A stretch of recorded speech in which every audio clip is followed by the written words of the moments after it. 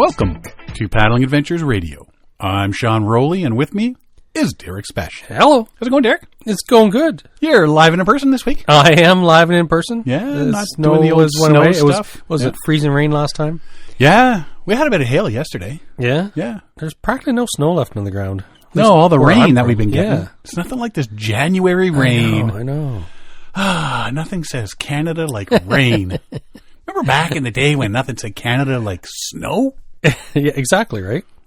And it's up north, too. I saw Marion, she posted from Mule Lake, and the ice rink was closed because it had like an inch of rain on it. Yeah, yeah. So they're getting a lot of rain up there, too. It's sad state of affairs. It is. I'm glad I never bought that snowmobile.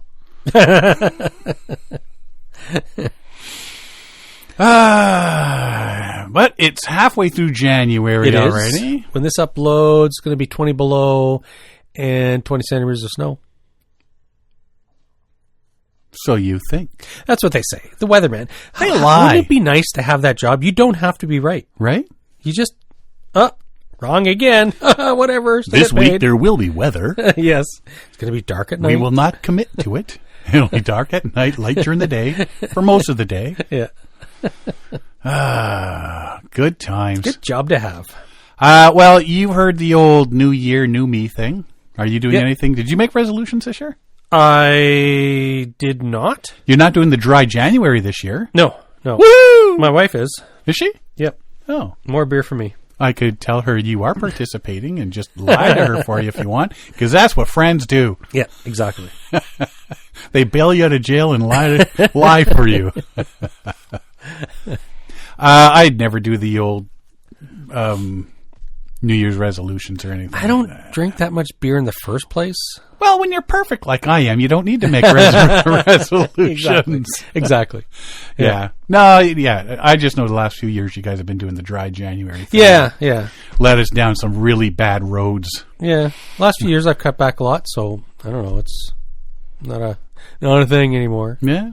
Woo! Yeah. No non-alcoholic beers and rums and I had those, bad Derek. I had all those from, what was it, 3 years ago was the last time I did a dry January, and I had all those the non-alcoholic rum, scotch. I had a non-alcoholic tequila, and they were just so bad. And I was keeping them thinking that I was just going to play a joke on somebody, and I just never had the guts to feed it to anybody. So was it last fall? Just last fall, I dumped them all down the drain. See, did you keep the bottles? No, I recycled You them. should have kept the bottles and put the real stuff in. Oh. And then, hey, taste this non-alcoholic one. Hey, that's really good. That's really good. And they go out and they buy it. Yeah. Hey, wait a minute. Hey, Derek. Wait a second. Yeah. Well, you've heard the old, like I say, the New Year, New Me thing, which, whatever. New Year, same old sarcastic me. New Year, people are starting to get the gym memberships. Yep. Not me. I actually just had a discussion today about donuts. Oh, yeah. You can't get much farther away from the gym than talking about new donut shops. Yeah. If you're looking to get in shape for paddling season, however, there are 3 exercises you might want to try. You can do this at home. So only 3. It's not too bad. Only 3? Yeah. 3 core. 3 exercises they say to try to help you get in shape for paddling season. So you got between now and you got what? February, March, 3.5, 4 months, call it? Yeah. 4 months to get in shape. So I think this is a good thing to do. Like I find that winter I use the treadmill a lot more, just because in the summer we go for walks, but in the winter when there's snowbanks and yada yada yada, and there's sidewalks are slippery. I don't know. Well, I must say I'm down 20 pounds. Yeah. From before going to Japan. Oh, okay. Back in August. Right on. So since August, I've lost 20 pounds. I don't know where I lost it. Wasn't at the donut shop, that's for sure. So 3 different ones. There's the rotating medicine ball V-sit. I didn't even think they still had medicine balls. Oh, yeah. The plank row and the rotating uppercut. Has nothing to do with fighting, unfortunately. Or fortunately, I guess. The rotating medicine ball V-sit. Core exercise targets the obliques to mimic the rotation of paddling. Supposed to do 3 sets, 15 reps each side. So 45, that's 90. How do you do a plank row? Well, just wait till we get to that one. Let's get this one out first. So sitting on the floor or ground with your legs together in front of you, hold a lightweight medicine ball or a rock. Or a rock. If you don't have a medicine ball, get a big rock in front of your chest. Keep your back flat, your chest up as you lean back 45 degrees. Bend your knees and lift your legs so that the calves are parallel to the ground. Balance on your glutes. Yeah. So basically you're making yourself into a letter V with your butt being the your bottom. Your butt's touching the ground, your legs in the air, and you're throwing a ball or... No, so you got the rock or the ball in front of you. Your body's in the shape of a V now with your torso being upright at a 45-degree angle, your legs being up as 45-degree angle. Twist at the waist and move the medicine ball towards your right hip. Touch the medicine ball to the floor and return to the starting position. Repeat on the opposite side. Continue in an alternating pattern until all reps are complete. Left, right, left, right. Look, 3 core sets strength. of 15 reps each. This is a core strength thing. So I got a big rock outside. I don't have a medicine ball, so it's cheaper just to use the rock. Yeah. Or a cat. Or the dog, an 80-pound dog. Yeah. Right? You're not going to enjoy that. The plank row. Strengthen your core, back, and shoulders for stability and increased pulling power. So those people that just like to lily dip in the front. Yeah. You'd be getting some I know a few people plank like that. rows go, and you're going to be 3 sets of 10 reps each side. Start on your hands and knees with a light to medium weight dumbbell positioned under each hand. Lift up to the plank position with the weights under your palms, keeping your hips down and your back flat. So that's like almost starting a push-up, except you're not pushing up and down. Yeah, you're just... Yeah. It's too difficult to balance on one hand from this position. Try broadening your base by stepping your feet further apart. Shift your weight to your right arm, grasping the left dumbbell, and without tilting your hips, pull it towards your left shoulder.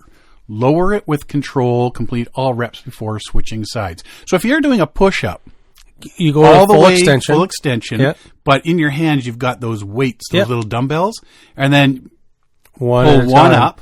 Staying in the plank position. Stay in the full extended position, plank position, and pull the second one up and put it down. First one up, put it down. Right one up, put it down. And that should help your core, your back, and your shoulders to help I think more strength when paddling. One of the things you'll have to practice to get used to is like not losing your balance and falling over when you lift one arm up with the weight. Or if you have a puppy, it running around trying to think you're playing. Seen those videos. The rotating uppercut, which has absolutely nothing to do with fighting in this case. This one case. This boxing move works the upper body from a standing position, simulating the strength and balance needed for portaging. 3 sets of 12 reps on each side. Standing with your feet hip width apart, hold a pair of medium weight dumbbells at your sides. And these may be the same medium weight dumbbells you used in the plank row. Curl the weights until your arms are bent at 90 degrees and your palms face up. Keep your elbows in and close to your rib cage. This is your starting position. Pushing off on the balls of your left foot, rotate toward the right as you lift the dumbbell and drive your left elbow up to shoulder height. So as if you're bringing that elbow straight up, like to punch somebody, right? Like you're doing an uppercut. Yeah. Keep the angle of your elbow locked and perform the movement with control. Yeah, don't overextend. You're going to hurt your elbow. Mm-hmm. Yeah. Lower your left arm as you rotate back to the starting position. Repeat on the opposite side. alternate sides until all reps are complete. It's one of these things, it's good to keep in shape over winter. A lot of people kind of stagnate. I know I tend to do in the wintertime. Like I'll do a ski trip, a couple ski trips and stuff like that, and it's like, whoa, my legs are out of shape because I've been not doing as much as I normally do in the summer. And like I'm more active summer than I am winter. I used to be more active, but I don't do as much snowshoeing as I used to. Yeah, this past year, everything all around has just been not as physically demanding for me as it usually. But I mean, like I said, when we went to Japan, we did so much walking, so I saved all my physical activity for 3 weeks. Yeah, when they talk about Japan and all the stairs and everything and walking you have to do, they ain't lying. So rotating medicine ball V set, the plank row, and the rotating uppercut. If you want to start getting yourself a little bit in shape or keep yourself in some shape and not go drastic at the gym, these are 3 things you can do to help you out when paddling season comes around. And you're doing it for 4 months. Come paddling season, you're not going to realize, it's not going to be that hard for you to do because you've been doing it for so long. Yes, and less chance of hurting yourself on your first trip out or whatever, because you get your body tone and you're used to it, and so heading out, throwing a pack on, throwing a canoe over your shoulders, it's that you're not going to overextended. I strained my spleen. Yeah. So get in shape. Or more of a stay in shape. 4 months. You got yourself in shape over summer, maintain that over winter. Perfect. Right? Nah, I got to get in shape. There is a whitewater race that began as a bar bet back in 1953. 2 cases of beer at stake. It will celebrate its 71st year this April. Wow. 71 years. The Westfield River Wildwater Races, one of the country's oldest canoe, kayak, and stand-up paddleboard races, will take place on the Westfield River in western Massachusetts on April 18th, 2026. Wow, 71 years of this, eh? 71 years. That's something. Remember how he was saying lately that all it takes is one person to start something, and then maybe 50 years down the road, the tradition carries on. Maybe 71 years down the road. Yeah. Remember that bet that started this? Race includes 2 courses, a classic 8-mile course for all abilities and an expert 5-mile course for advanced paddlers. So there's the classic race, the expert race. The classic race, 8-mile race starting in the center of Huntington with a mix of flatwater, Class 2 rapids, 1 Class 3 rapid, and 2 portages. All ability levels welcome. The expert race is a 5-mile race. And see, that's the thing is like, wait. The classic is longer than the expert? The expert race, 5-mile race starting at Nightville Dam with challenging conditions including a mix of exciting Class 2 and Class 3 rapids. Expert paddlers only. Mm-hmm. All participants, especially novices, are encouraged to attend 2 paddling clinics held the first and second Saturday of April to familiarize themselves with the course, which is a good idea. Westfield River is considered so pristine, it was given wild and scenic designation by an act of Congress over 30 years ago. Right? Considered one of the country's oldest whitewater races, the event originally began as a bar bet over some beers. According to event organizers, a group of friends were sitting around a bar in the bar of the Whippernon Club in Russell in the winter of 1953, regaling each other with tales of their canoeing prowess. Dick Waterhouse, the club owner, challenged the braggarts to prove their skills in a race down the Westfield on the first Sunday in April. Oh, spring flush. Prize would be a cold case of beer, courtesy of Waterhouse. There you go. Word of the challenge reached Al Hodges, owner of the Wildcat Springs restaurant, situated on the west branch of the river in Chester, about 10 miles upstream of the Whippernon. Hodges added another case of beer, doubling the prize. With that, the course of the race was set, starting at one bar and ending at the other. That's hilarious. So, of course, there's been some changes Friendly over the years rivalry, and stuff like that. Yeah. Word of the challenge spread, and on race day, a half-dozen canoes with a dozen paddlers congregated in the chilly water, mostly locals. The racers felt confident that the prize would be won by one of them and shared with the others. Instead, a team from Southwick won and took the prize home, leaving the locals to buy their own beer.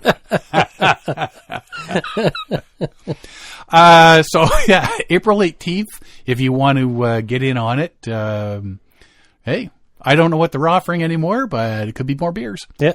Westfieldriver.org for more information about the river and all that sort of thing. 2026 info isn't up yet, but it should be there. There's info on the previous year's races and stuff like that there. So, and there's a map of the race course and whatnot. So you can start getting some info. And if you're down Massachusetts way in April. There's so many of these spring races out there. It's got to be because everybody's got cabin fever, water, and like it's fast all high water. The spring floods and stuff like that. It's like, hey, let's do this. Like what we got multiple of them here. Like there's Float Your Fanny down the Ganney, and they're so all many in the spring. different ones. It's like, hey, it's been a long winter. Let's go out and do something crazy and fun. Yeah, let's go freeze our butts off in the water. I know, right? So, Westfield River in western Massachusetts, April 18th. That's your wake-up call for the... That's something like it's...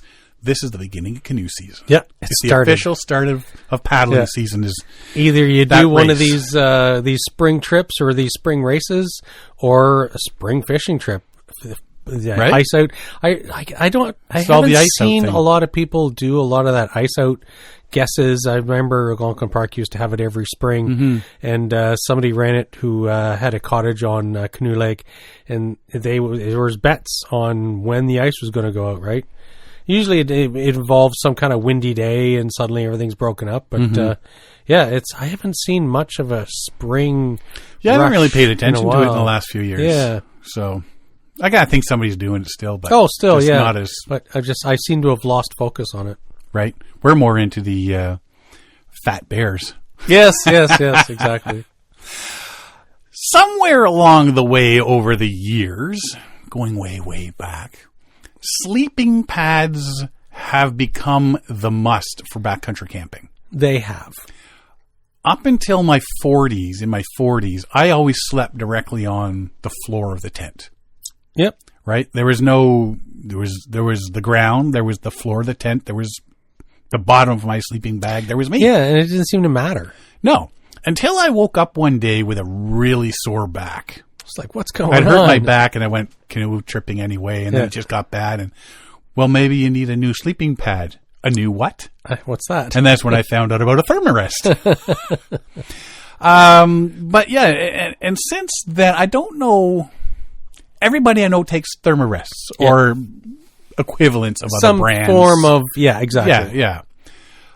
They roll up small, some as small as your Nalgene bottle, but you pay for what you want. Like $350, $400. Like, that's, not all get you a decent sleep. No. Not all keep the air in them. That's been my biggest thing is like they deflate overnight and you're sleeping on the ground again. Exactly. I've got so many that are like $200 plus air mattresses and they all have little leaks here and there. So it's like, I got to buy another one. And it's just like. Yeah. One of the things we always talk about is when you're on a long trip, getting a decent sleep and how important it is important. It's very important, right?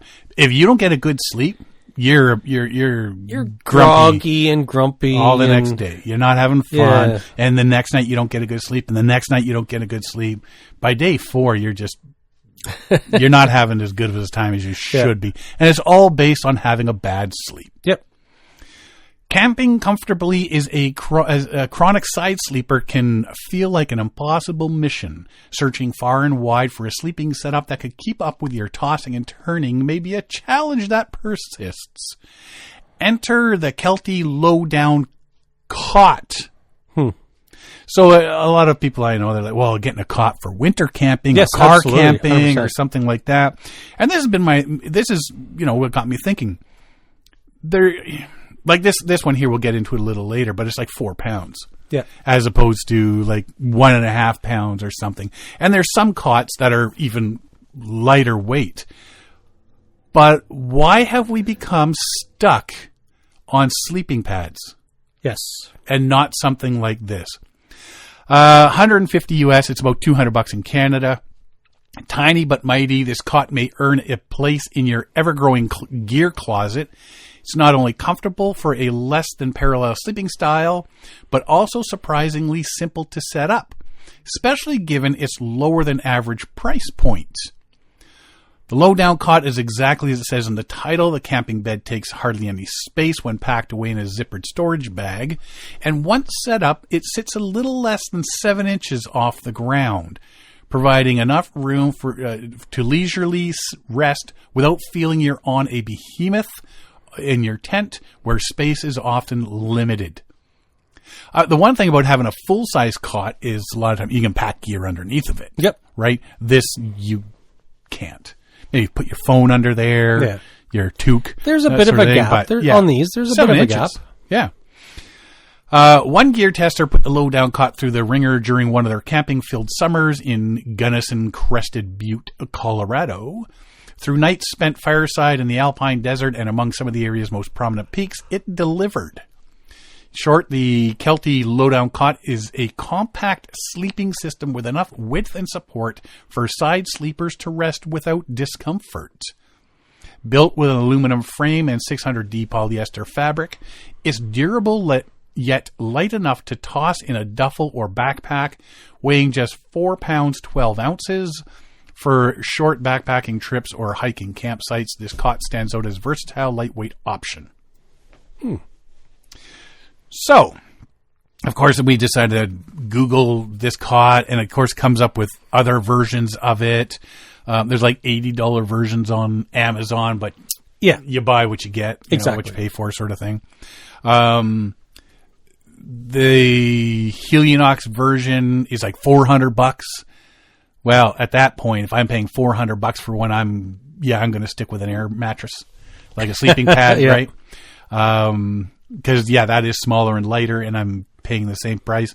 But if I can get a cheaper one, something that's cheaper than the sleeping pad, absolutely, to give it a whirl. Yep. I really don't mind carrying that extra little bit of weight, especially considering how detrimental crap sleep can have on your trip. Exactly. Yep. If it's an overnighter, whatever. But if you're going for like a week or more, it can matter. It will definitely matter. Mm-hmm. So they did a review on this. So when a small package arrived at my doorstep, I was skeptical about what it contained, and I was even more surprised to find that upon opening it, it was the Lowdown Cot. I've tested many cots, and I promise you this one is the smallest yet. The cot comes with 2 collapsible poles, 5 collapsible joists, a cot tarp, a convenient zippered bag for storing everything. Cot fabric itself sports a leafy design, a fun, unexpected touch in a category where most brands stick to plain, neutral colors. Cot's legs or joists come with small rubber bands to keep the pieces bundled when broken down. While handy at first, I found myself losing them quickly during testing. That's what I was thinking. Rubber, I'm going to lose those, yes. Or I'm going to open up my tent the next stop. Oh, boom! And there's 4 elastic bands sitting there somewhere, right? Future redesign, it would be great to see these integrated directly onto the aluminum components. As for the poles, they're impressively lightweight yet sturdy once assembled. At times, the compression felt like it might be too much, but the frame held strong every time. So the poles look just like the breakdown tent poles. Yeah, it's a very light, compact. I watched the Kelty YouTube video, and it looks like a nice cot. Yeah. At first, I was wary how the setup might go since the Lowdown seemed to have more moving parts than other cots I've tested, but I was pleasantly surprised to find the assembly process straightforward, even without instructions. 2 long poles slide into the fabric sleeves along either side of the cot. Once it's done, each bracket assembles into a wide Y shape and clips into the poles at the breaks in the fabric. These struts pull the cot material taut without making it overly stiff. Locking the bracket into place required some effort, but with a bit of leverage against the ground, they snapped into place securely. Brackets bow noticeably, yet the flexible aluminum is designed to handle the pressure, and that tension is exactly what gives the cot its supportive comfort. Once set up, the Lowdown cot is slim enough to slide easily through the tent door or into the car trunk without snagging or bumping. Unlike many cots that feel heavy and awkward to maneuver, this one is refreshingly easy to move around. In use, the cot measures 75 inches by 27.5 by 6.7 inches. Fits neatly inside my 2-person tent, leaving enough room for my dog to sprawl out, me to stash my 65-liter backpack inside with space to spare. Furthermore, the cot sits 6.5 inches or 6.7 inches above the ground, creating space underneath for books, luggage, cubes, water bottles, or whatever else you want close at hand in the tent. Bear spray, knife, toilet paper, hand sanitizer. Yeah. And really, like at 75 inches, which is what, 6.25 feet? So that'll handle a lot of even tall people, right? Yep. Kind of hard pressed to fit it into a tent, depending on how many people in the tent. Like at our family tent, it would fit them, but in my normal tent, obviously I'm not going to be able to bring it because my tent's pretty small, just for me. If you got a solo tent, but I think it's 2-person minimum tent to get one of these in. Absolutely, yeah. Or if you have a 3-person tent, there really isn't any difference between having 2. Yeah. Right? You'd have that, and then you'd have... I don't know if you'd have 2 of those, but you could. Right? Leave the dog at home. Yeah. Disassembly is just as easy as simple as setup. Flip the cot on its side, use its natural flex to pop off each leg, slide out the poles, and all the components collapse into themselves, making it quick and easy to pack away.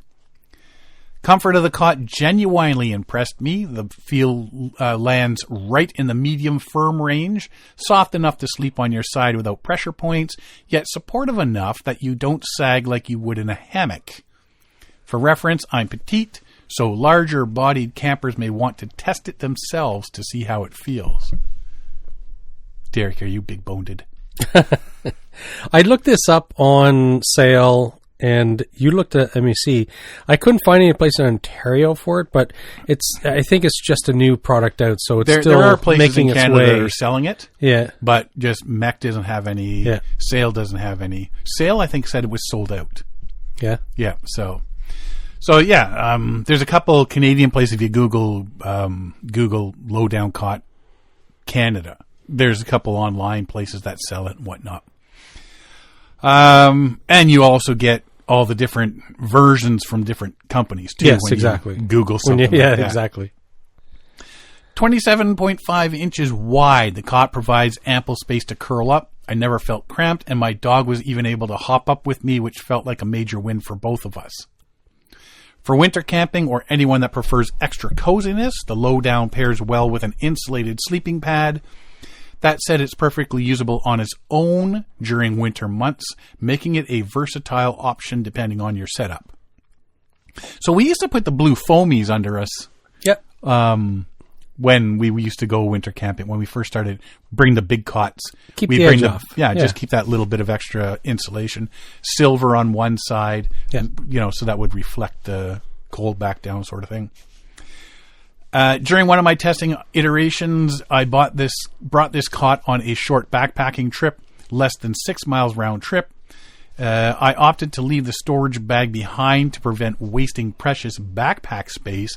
However, I was able to store all the components in the lower vestibule of my backpack, allowing it to remain organized when I arrived at camp.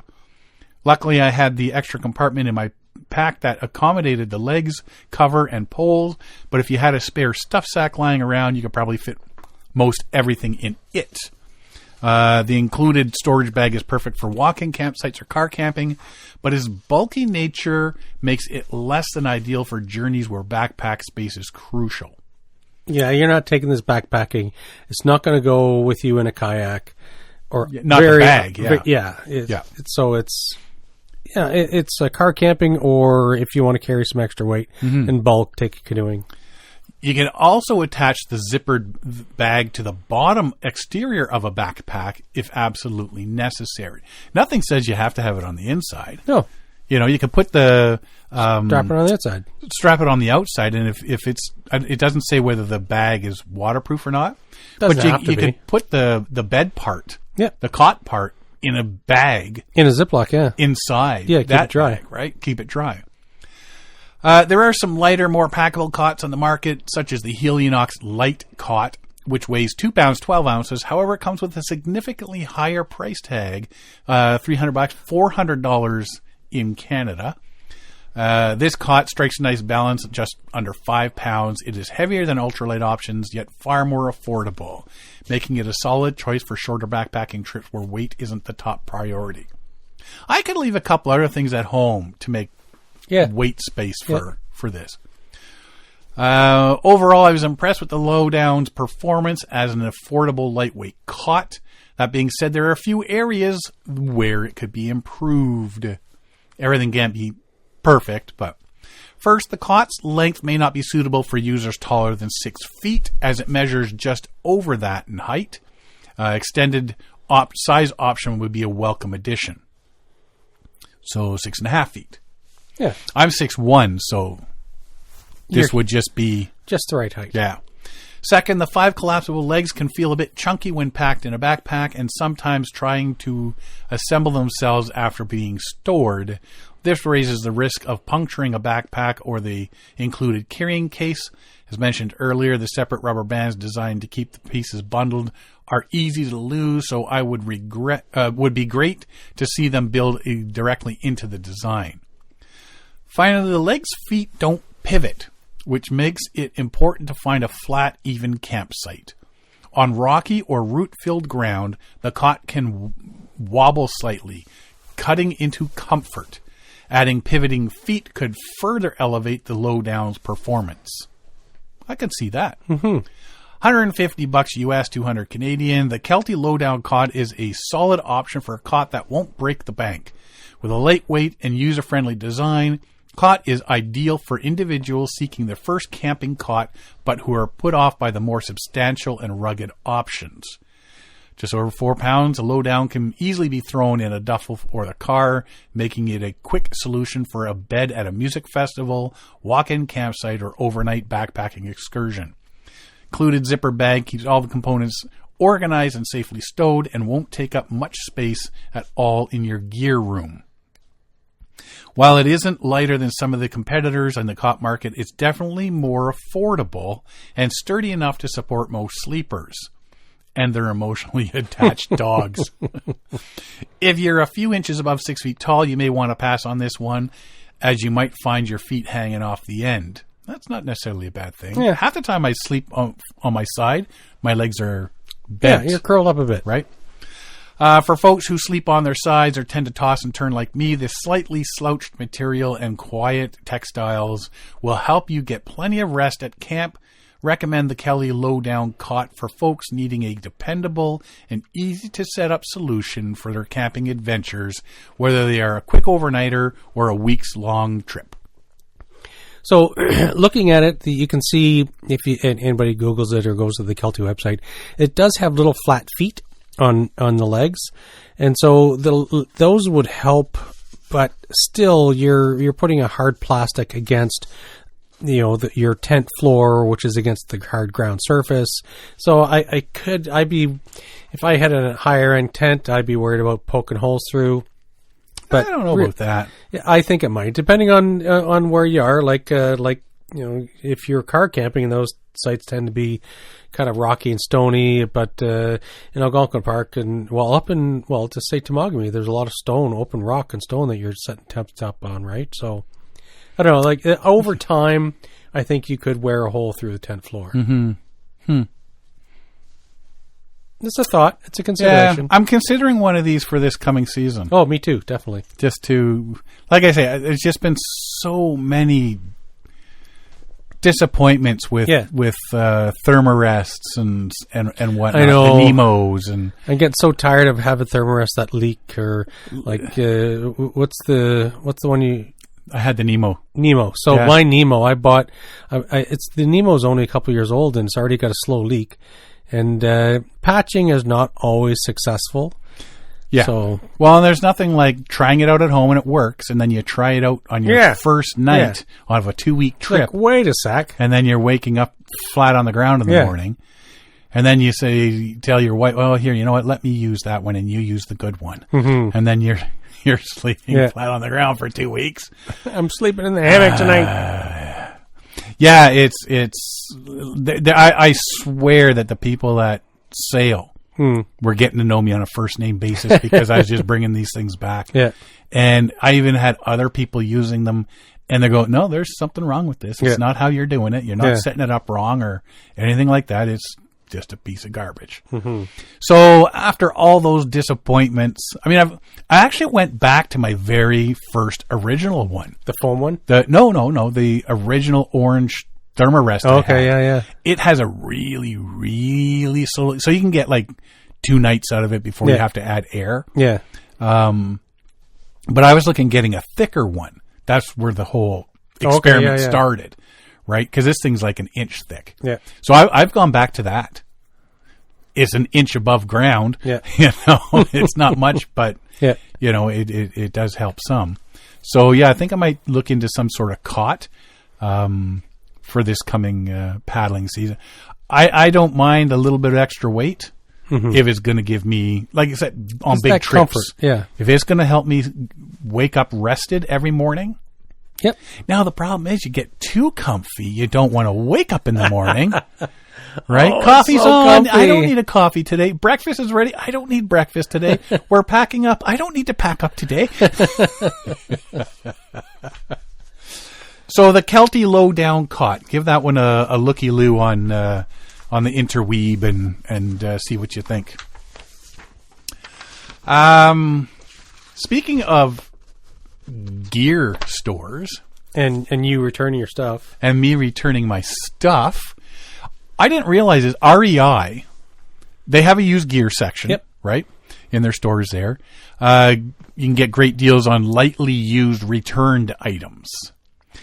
I don't think I was ever aware that if you return an item that they will actually resell it if it's not damaged, it's not broken, damaged, whatever. Yeah, slightly used. Someone, they come some, I got these as a gift. They don't fit. Yeah, or they weren't really what I was looking for, sort of thing. So they're well known for their generous return policy. Co-op members have a year to return almost any product, even if it's been used. Yeah, it's about these underwear. No, sir. No. You can put those back on with your pants and get out of the store, sir. Derek.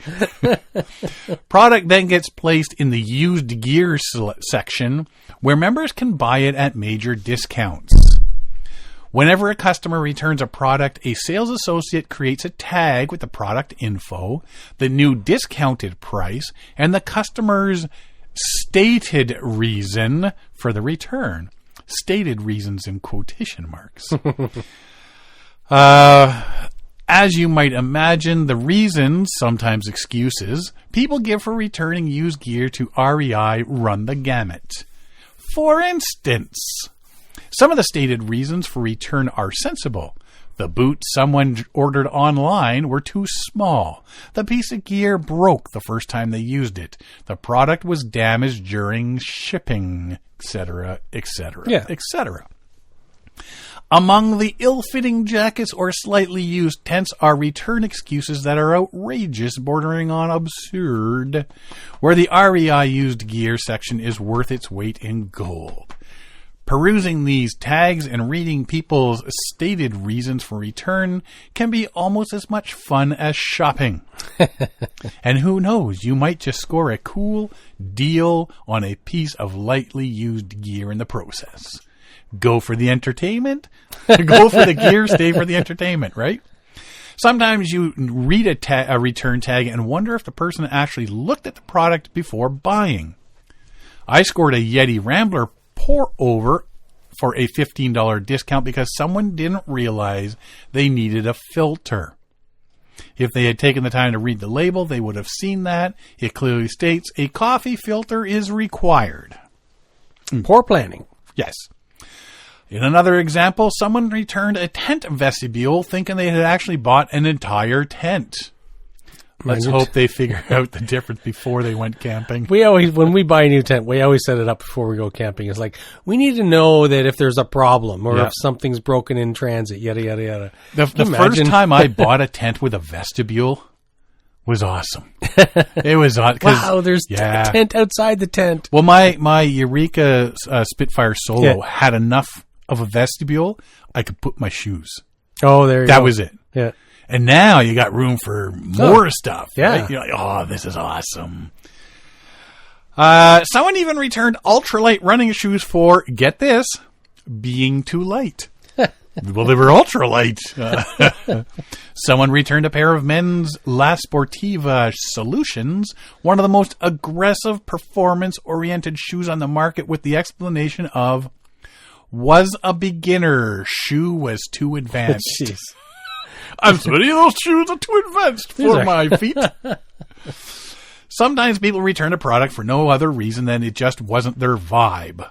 On the camping gear subreddit, someone reported that they once got an inflatable camping pillow for cheap in the used section because a former owner said it was haunted. Oh, wow. That pillow is haunted. This is haunted. Yeah, I gotta return this because it's haunted. Okay. Someone else admitted to being behind one of REI's silly returns. They stated, a friend of mine bought one of those small camping chairs that fit inside a backpack. I tried it out on a trip and it was awesome. I was like, I gotta get one of these. So I bought one and took it on a backpacking trip, and I don't know, it just wasn't the same. It was the same brand and everything, but it just wasn't as compatible and revolutionary as it was the first time. You always remember your first time. Yeah. And it was over $100, so of course I returned it.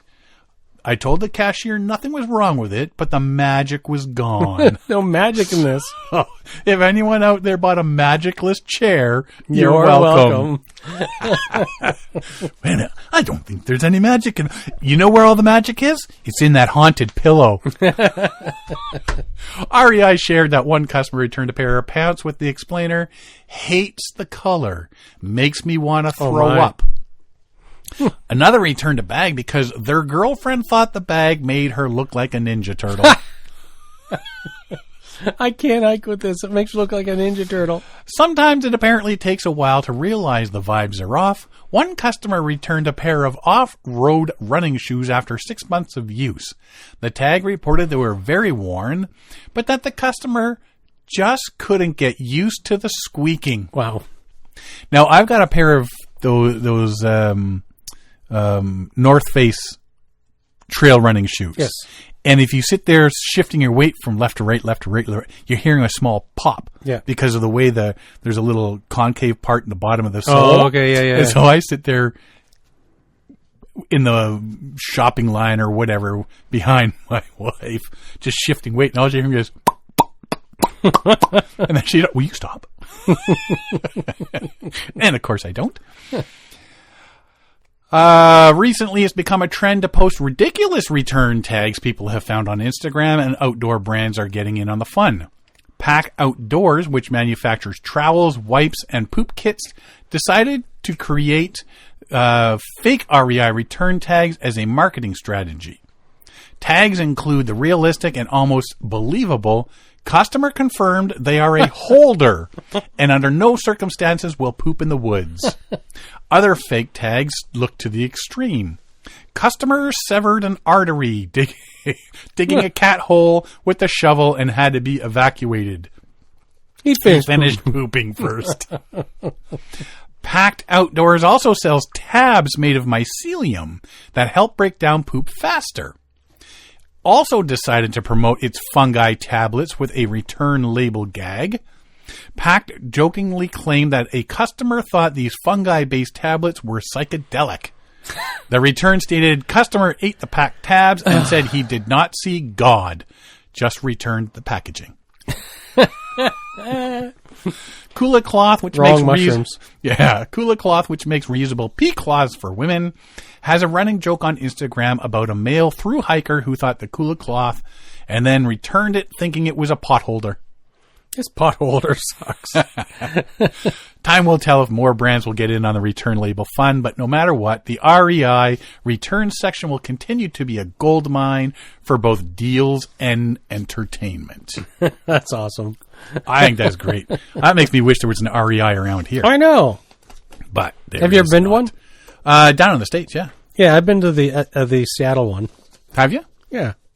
I used to live on Vancouver Islands. And yeah, so it's just right across the water. Yeah. They have a giant climbing pillar right in the middle of their store, so you can do rock climbing right inside. Test your gear. Exactly, yeah. It's pretty cool. Place for it. Yeah. Outdoor shows are happening. Yes, they are. And being the middle of January, the outdoor shows are starting. Now the holidays are over, it's time to start getting ready for these shows. Couple coming up January, February. That's the start of it all, and then we head to see these and check them out and see what's good for the coming year. I'm not going to all of them. No, we're definitely not going to all of them. There's a couple we're going to. The first one now. Toronto Outdoor Adventure Show used to be the first, but now Hamilton Adventure Expo, January 20th. That's like in 2 weeks. Not even. Yeah, that's very close. Yeah, it's coming up. January 24th, 25th, Ancaster Fairgrounds, just outside of Hamilton, Ontario. 2 days this year as opposed to the single day last year. This is the second year for this, and it was huge last year. Lots of speakers on both days, lots of vendors to check out.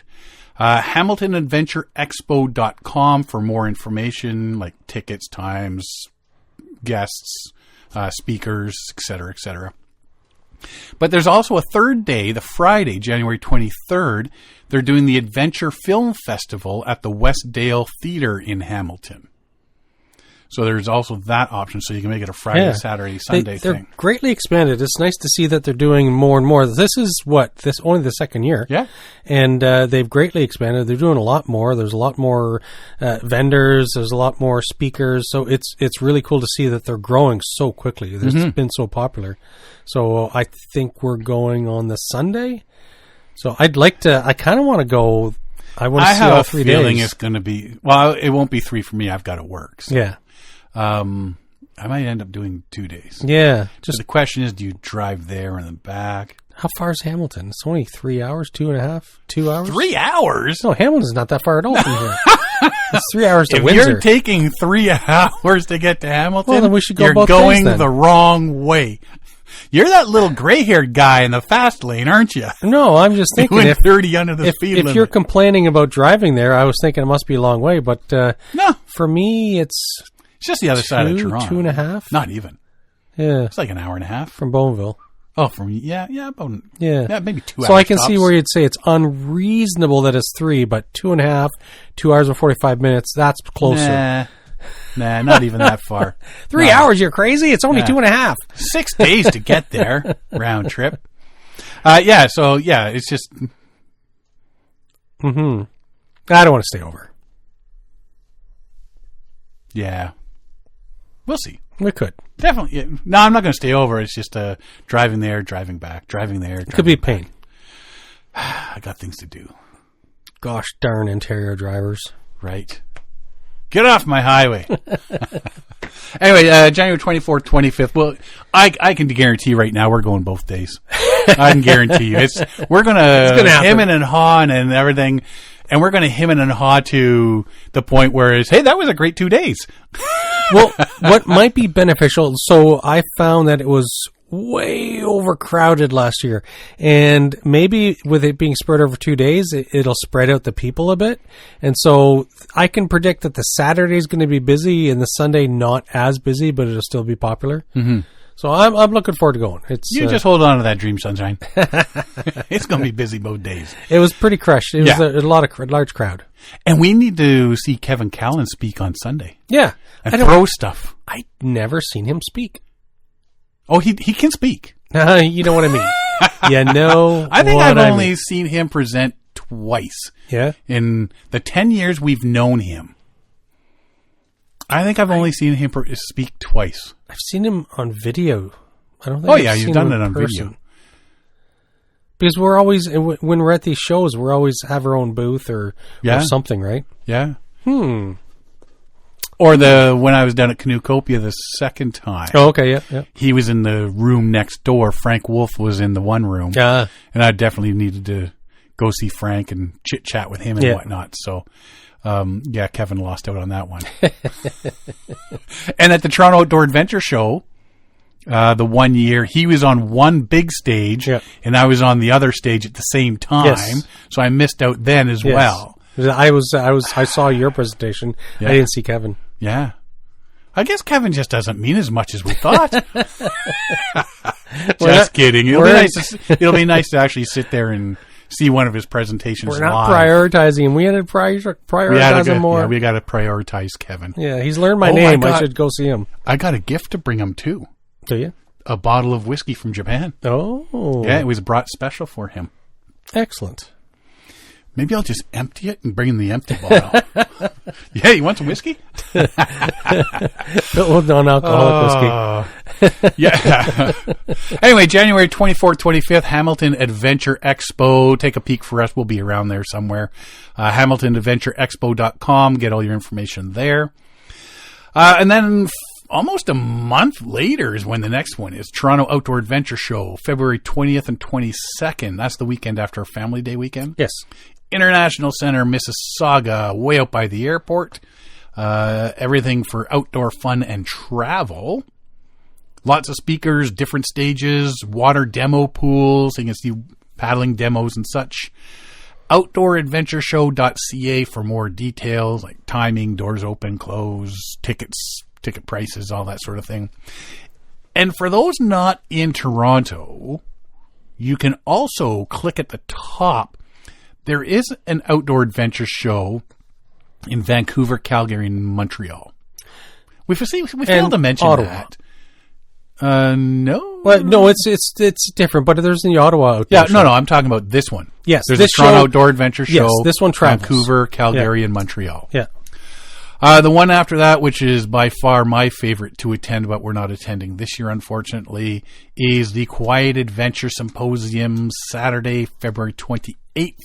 It's the 31st annual symposium held at the Michigan State University Farm Bureau Pavilion in Lansing, Michigan. 9 in the morning till 5:30 in the afternoon. Lots of speakers and presentations. Lots of booths to see. Everything Quiet Adventure-wise. There's a lot of paddling stuff there. QuietAdventures.org. Check that out for ticket prices and all that sort of stuff. And when you're there, don't forget to check out the rabbit show and see all the rabbits and remember us fondly. Yes. And then Canoecopia, March 13th to 15th down in Madison, Wisconsin at the Alliant Energy Center. Tons of speakers and vendors there. Like, you spend so much a year, 3 days there, just checking out the speakers and everything. Everything you need to see or want to know under one roof. Rutabaga.com/Canoecopia for more information. If you've never been to Canoecopia and you can get there, do it. It is a show definitely worth not missing. That's a weird way to say it. Definitely a show worth not missing. Yeah, you got it right. Yeah, okay, just had a double check. It's like, wait a sec, that sounds weird. Wait, it's a double negative. You definitely don't want to not miss this one? It's not worth not missing and not worth missing. It's not something like that. Yeah. Go see it. Yes, it's worth If you've never been to Canoecopia, definitely get there and see it. Quiet Adventure Symposium's a great day. I used to do a day trip from here to Michigan and back. That's a long drive. In a day. Yeah. It was like that's got to be at least 3 hours. 5-6 hours there. It's at least 3 hours. Halfway. Yeah, I think it was like 6 hours there. Yeah. And then you're there all day. And then 6 hours home. Mm-hmm. But it's a great drive. You're just relaxing, got your tunes going. If you got the right crowd in the car and a large group of one. Yeah. But no, you went down there was with 3 of us, me, myself, and I. But you went down with what? Alan was in there. Nope. UV? No, that was Canoecopia. Oh, I was thinking that's what I was thinking of. Yeah, no, I'm talking Canoecopia is like a 12-hour drive. Yeah. Quiet Adventure Symposium. I used to just go down there for the day. Yep. 6 hours down, stay there the entire day, 6 hours back. Take your time, relax, stop for some stretching, and good people. I always like that one. Yeah. Oh yeah. It's awesome. Yeah. Cynthia and her crew are doing an awesome job. So those are the 4 main ones that are around this area anyway. That we're hitting up 2 of them. And again, the Toronto Outdoor Adventure Show will probably be there Saturday and Sunday. I know you usually only go one day. I only go one to that one because it's so big. Mm-hmm. But Hamilton, I gotta think we're going to be there the Saturday and Sunday, wandering around, listening to some of the shows and stuff. And 'tis the season to start it all. Exactly. Lots of good speakers, lots of good vendors. There's one of the vendors I tried to follow up on them this time. They had this Ursac backpack. Oh yeah. But I was never able to find it. I couldn't remember the name of the place, and I lost all the pamphlets that I brought home. I think, Andy from Recreational Barrel Works. Yep. I imagine he's going to be at the Hamilton one too. Or I didn't notice him on the list. Was he not at the Hamilton one last year? He was. Kevin did his booth, helped him with his booth. Yeah. He'll be at he'll probably be at the other show for sure, Toronto. Yeah.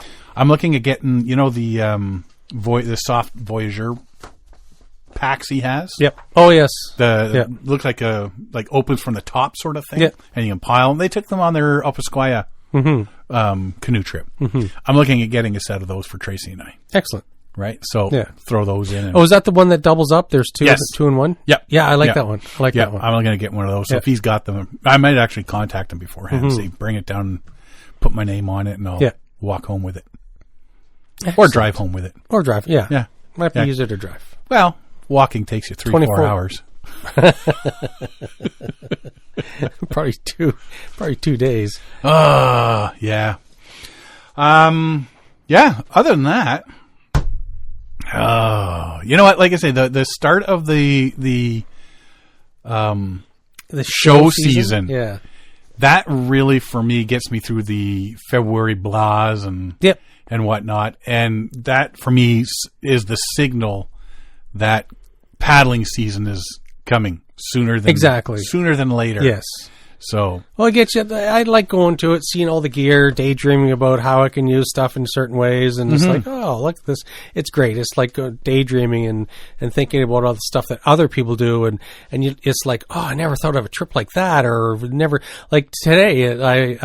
There was something about one of the speakers at the Hamilton show I was reading about this morning, and then I saw a story about a bunch of stuff that happened in the turn of the 1900s and a lot of deaths up in the Nahanni. And so I started scanning the Nahanni River. It's like, I want to take the kids here. I would like to do a section of the Nahanni. And bring them back, of course. And bring them back, yes. Okay. Absolutely. Yep. Just checking, because there's days. Every parent will tell you there's days. So, like, there's sections that you could take your family on. It's not heavy whitewater on the lower section. So I think that would be very interesting. I was looking at a bunch of landscape photos from the Nahanni. It's like, it looks breathtaking, like to see all the mountains and the snow-capped peaks and the river, the wide river. It's like, definitely want to go. And you know what? Until this year, I hadn't really thought much of the Nahanni. I thought, oh, that's a possibility someday. But now, after there's a lot of people doing those northern routes nowadays. Yeah. It's more accessible, I guess. I don't know if that's really word. They're popular. Yep. But yeah, maybe more accessible is the word I'm looking for. Yeah. Now there's people that'll take you up and guide you along where you need to be. I'm trying to find the balance where I'm not so old and the kids aren't so young. You are so stuck on being old. Well, I want to be able to do the portages, the challenges and stuff like that. But You're I don't not want the 90 kids. yet, are you? Beckett is 12. You're not 90, are you? Beckett is 12. Yeah, but you make it sound like you're almost dead half the time. No, but it's going to be like 5 years before I could really consider safely getting him on that river, right? I think Why? Stella could probably go now-ish. If you don't do a whitewater section, absolutely. Yeah, right now. So you come back with one kid less. Who's going to complain? Not an option. Not an option. My wife will not be happy. Well, no, she takes roll call. So I want to take her too. And she can't do whitewater either. So, and I tend to do all the lifting. There's enough. You go on a guided trip, they'll tell you where to go. I don't want to do guided. I want to be able to Go with a company and say, hey, a day this is here and there. Oh, yeah, that's the plan. This is where you want to go. Oh, yeah. We've already you can do it now. We've already discussed it. Who we're going to reach out to? No, not this year. Next year. Yeah, maybe. See? He's 13. Yep. And you're not dead yet. It's old guy Derek. Trips with the old guy. No, but seriously, like it's when it comes to carrying heavy canoes and heavy packs and doing these major portages and whatever, it's you got to consider that. You got to give them some credit too. Do you? You do. You do. You're surprised. You'll be surprised at what they can do when they're having that kind of fun. Okay. Been there, done that. Yeah. How young? Carry it, kid. we had our kids out quite young, actually. On a major like northern 6, 7. Not northern, but Yeah. canoe trips. Fly Yeah. in. Yeah, as long as they sit down and don't open the door while the plane's flying, you're good. Should be good. What could possibly go wrong? You got and people listening can't see it right now, but I'm rolling my eyeballs. Day 5, we've lost one somewhere along the way.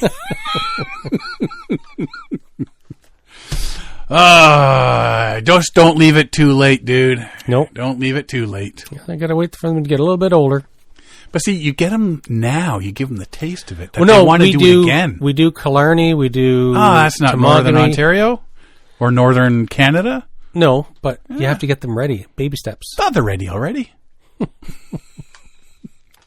I know you can't fly a plane yet, but you're going to fly one today. See? Solo. What could go wrong? What could possibly go wrong? Sink or swim. I'm dropping in the middle of the ocean. How long can you tread water? What could possibly go wrong? You got anything else? I don't. You sure? No. Positive? I've been ridiculed enough. I don't think so. I got plenty. Hang on, I got stuff written down here. Yeah, I think getting your kids out there, I think that would do you a lot of good too. Oh, yeah. Yeah. You know, you build those memories with those things. And, I'm 100%. Yeah. you know, these are the things your kids are going to remember forever. Yeah. Even if it is a bad trip, they will remember it forever. Oh, absolutely. Right? That was a really bad trip. You ever read Calvin and Hobbes Yeah. when they go on their camping trips? Yeah. Yeah. And when it's always raining, don't worry, it builds character. I don't want character. I want a warm bed. And even the mother is like not happy. Yeah. Yeah. But she's not saying anything. Yeah. Oh, those are the good old days. Yeah. Yeah, my kids are... I didn't realize your kids are like half my kids' age. Oh, yeah. Or actually less than half my kids' age. 12 and 15. Wow. Yeah. Wow. Wow. Wow. Wow. Wow. Alrighty. Other than that, so we need to discuss what we're doing with which trips, who's driving. Yes. John Brower I think he's getting the weekend pass for Hamilton. Is he staying over in Hamilton? No, he's driving back and forth. Yeah. So maybe There we you go. just swindle him into driving both days. Yes, there you go. That way we can go to the bar, have some drinks. He can drive us home. Yeah. Woo! Yeah. Because you drove us there last year. Did I? Yeah. Yeah, we took your car. Oh, I did. Yeah, I did drive. Yep. I don't often drive. No, I know. I don't want to put miles on my truck. It's too new. My car is my car doesn't run so well. Oh. Maybe I'll call John. Hey, John, if you're listening to the show, buddy, give me a call. Got some sensors that are failing. Newer cars, too many sensors, too much electronics, trouble. Like Don't get me started on that. Don't get me started. We'll be here all night. Yep. Welcome to hour 17 of complaining about modern technology. Yep. That's why we go camping, buddy. That's why we go out on the canoe trips and stuff like that to get away from all that garbage. Cut off the world. That's right. All righty. Well, if you've got nothing else. I got nothing. I've got nothing else. The HR department's got nothing else. And this lazy dog laying on her side on the carpet looking up at me's got nothing. You got anything? Yeah. Apparently she has nothing either. She ran out and had her pee, so she's feeling good now. Now she's feeling fine. Well, if you want to find out more about us, you can find us at paddlingadventuresradio.com. We're on Facebook, Instagram, and YouTube. You can download or stream all our episodes on iTunes, Apple Podcasts, Spotify, Podbean, iHeartRadio, Amazon Music, Player FM, and all your favorite podcast downloading sites. Or you can just go to the episode page at paddlingadventuresradio.com and stream or download all our episodes there. If you enjoy the podcast, please share it with friends, family, and fellow paddlers. I want to thank everybody for listening this week. I'm Sean Rowley. And I'm Derek Specht. We'll see you next time.